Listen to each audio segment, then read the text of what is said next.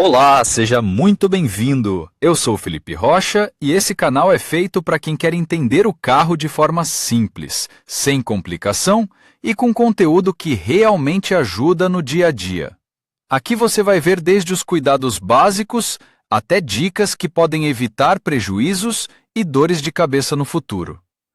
Já deixe o seu like, inscreva-se no canal e assista até o final, porque informação boa não pode passar Para uma batida. imersão mais completa no assunto, vale a pena consultar o contexto. Na junção das décadas de 20 e 30, os carros eram construídos principalmente de acordo com o esquema de duas caixas, a caixa do compartimento do motor e a caixa do compartimento do passageiro eram montadas em uma estrutura de suporte de carga, na qual todos os conjuntos e unidades eram montados diretamente. Naturalmente, esse projeto tinha várias desvantagens que, há 100 anos, não eram tão óbvias. Em primeiro lugar, a distribuição de peso era prejudicada, o que poderia favorecer o eixo traseiro em uma proporção de até 25/75, desde que o salão estivesse totalmente equipado com passageiros e o porta-malas, com bagagem. E essa preponderância se refletia inevitavelmente na dirigibilidade. Em segundo lugar, o desempenho aerodinâmico estava abaixo do plinto, o que, por sua vez, afetava as características dinâmicas e a eficiência de combustível. E no contexto do rápido desenvolvimento da aviação, muitos engenheiros perceberam isso muito bem. Um desses engenheiros foi Carl Breer, da Chrysler Corporation, que, inspirado pela descontração dos aviões de combate no céu, pensou em aterrar parte da tecnologia do mundo dos aviões e implementá-la no projeto de carruagens autônomas. A maioria dos designers daquela época tentava fazer com que o visual de suas criações fosse o mais rápido e atraente possível. Breer, no entanto, estava interessado na eficácia com que o carro superaria o arrasto atmosférico, como um espinho no caminho. O fato de que os motores avançados da Chrysler Corporation não conseguiam realizar todo o seu potencial devido a uma carroceria imperfeita. Carl recorreu a um colega externo, William Earnshaw, e pediu que ele fizesse alguns cálculos sobre a aerodinâmica do conceito de duas caixas. Os resultados desanimaram os dois. Descobriu-se que os carros daquela época encontravam menos resistência do ar ao dar ré do que ao andar para frente. A direção do trabalho foi traçada e, depois de garantir o apoio dos designers Fred Zeder e Owen Skelton, Breer levou suas ideias a Walter P. Chrysler em 1929.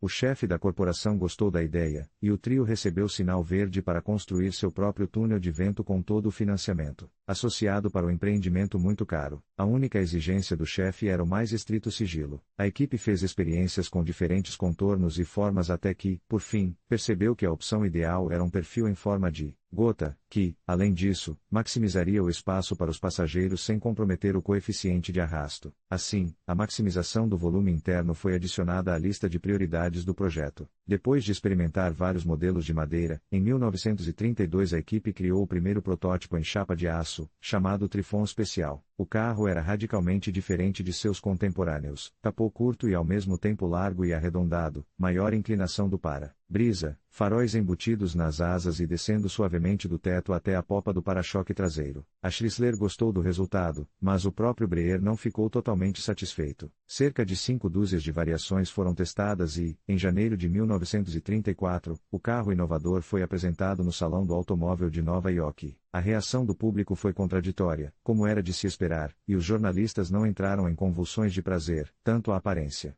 quanto toda a filosofia do carro romperam completamente com as ideias usuais sobre o que um veículo deveria ser. O Airflow adquiriu imediatamente um conjunto impressionante de epítetos ofensivos. A novidade da Chrysler foi comparada a um besouro, a um rinoceronte e até mesmo ao rosto de um ladrão com uma meia na cabeça. No entanto, é bastante compreensível. De exemplos ilustrativos comparativamente recentes de rejeição do novo, é possível lembrar o 5 BMW i60, desenhado por Chris Bangley na primeira metade dos anos 90. Somente um homem preguiçoso não dirigiu sobre sua aparência após sua estreia, mas hoje o i60 é um Youngtimer desejável e um ótimo motivo para reclamar do fato de que costumava ser melhor. As narinas eram menores e havia mais cilindros sob o capô. No entanto, vamos voltar ao Airflow e analisar suas características técnicas, para que a frase à frente de seu tempo não pareça ser apenas um meio de aumentar o grau de expressão artística do texto. A carroceria com suporte de carga em si foi um avanço incrível para meados dos anos 30, quando tudo o que rodava nas ruas era construído em torno do chassi e a madeira era amplamente usada nos elementos de construção. A propósito, experimentos semelhantes em Detroit retornarão apenas no início dos anos 60, e o fato de que o futuro estará do lado das carrocerias de carga, a partir dos dias de hoje, não causa dúvidas. O compartimento do passageiro foi deslocado para frente em cerca de 25 centímetros em comparação com outros modelos da Chrysler, o que permitiu alcançar uma distribuição de peso ideal de 50-50 com carga total. Esse esquema será posteriormente chamado de cab forward. Além disso, o salão foi completamente colocado na base, o que proporcionou um aumento na suavidade do passeio e no conforto. Além disso, o espaço interno foi ampliado em 13 centímetros, permitindo que 3 homens adultos se sentassem em cada uma das fileiras de assentos. É claro que a sensação de cotovelo não foi a lugar algum, mas ainda assim foi mais uma vantagem significativa no cofrinho de qualidades de desempenho. Como a carroceria era feita inteiramente de aço, ela era 40 vezes mais rígida em termos de torção do que a carroceria anterior, que era um conjunto de painéis de aço montados em torno de uma estrutura de madeira. Estamos falando apenas da carroceria, não do carro inteiro. Outra inovação importante foi o para-brisa, que tinha um ângulo de inclinação maior e consistia em 2 segmentos angulares, enquanto o padrão do setor naqueles anos era uma folha de vidro plana quase perpendicular ao chão. E para o modelo topo de linha, o Imperial Custom, um para-brisa curvo de peça única também estava disponível. Em meados da década de 1930, basta pensar nisso. Havia a opção de 2.8 de válvulas inferiores em linha com deslocamento de 4,9 litros, 299 polegadas cúbicas, e 5,3 litros, 324 polegadas cúbicas, com potência de 122 a 138 HP, acoplados a uma transmissão manual de 3 velocidades. Divisão júnior da empresa, DeSoto teve que se contentar com um motor de 6 cilindros de 242 cm3, 4 litros, com potência de 100 HP. Havia 4 variantes de distância entre eixos: 3.721 mm,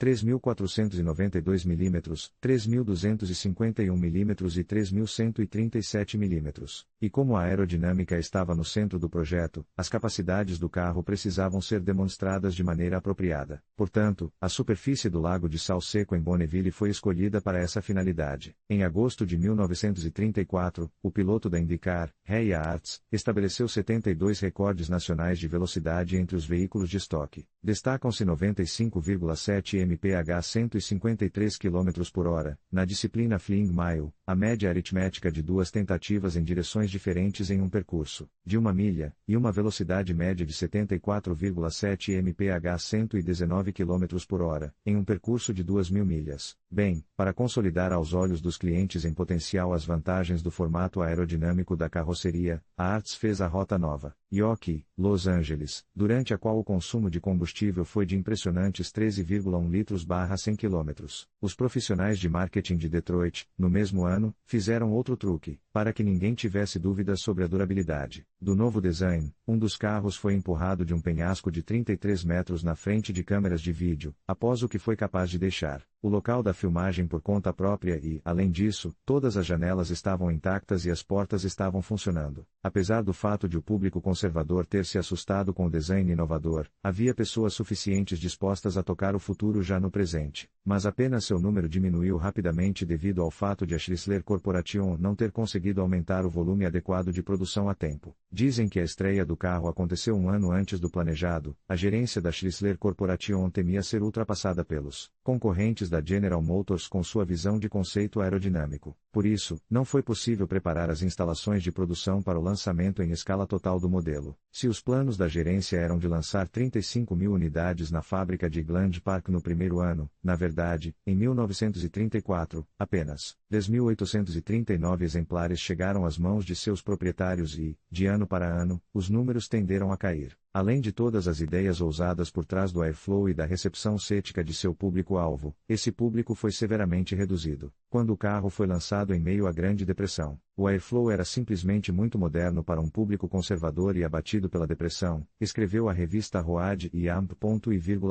Track 20 anos depois que o Airflow foi descontinuado, apenas menos de 30.000 carros foram produzidos entre 1934 e 1937, e o modelo caiu no esquecimento em 1937. O fiasco do Airflow, tendo como pano de fundo o desejo de tornar a vida mais confortável, mais segura e mais barata para as pessoas, dentro dos veículos, há muito tempo desencoraja os chefes da Chrysler Corporation a olhar para além do horizonte, especialmente considerando a quantidade de investimentos e trabalho de engenharia enterrados na concretização dessa ideia. Era muito mais fácil e economicamente mais lucrativo não correr à frente da locomotiva do progresso e oferecer aos clientes o que eles entendiam e com o que estavam acostumados. Isso continuou até 1955, quando o talentoso designer Virgil Exner chegou à gerência com o programa Forward Look, que acabou se tornando um dos principais pilares do barroco de Detroit. No entanto, essa é outra história. PS. Em 2022, no Salão do Automóvel de Nova York, foi apresentado um conceito de crossover elétrico Chrysler Airflow, que tanto externa quanto ideologicamente se distanciava o máximo possível de seu ancestral. Mas o carro comparativamente moderno, literalmente repleto de referências ao herói de nossa narrativa, foi produzido com bastante sucesso pela empresa durante todos os 2000 anos, e ele se chamava Chrysler PT Cruiser. Em conclusão, o Chrysler Airflow foi um marco na história da indústria automobilística, antecipando-se em décadas às necessidades de aerodinâmica que hoje consideramos essenciais. Apesar de suas inovações impressionantes, a resistência do mercado e a falta de visão dos consumidores da época impediram que esse modelo revolucionário recebesse o reconhecimento que merecia. O Airflow nos ensina que, muitas vezes, as inovações mais avançadas podem ser subestimadas em seu tempo, mas seu legado perdura, influenciando o design e a engenharia automotiva até os dias atuais. A história do Chrysler Airflow é um lembrete de que a inovação deve ser abraçada, mesmo quando não é imediatamente compreendida.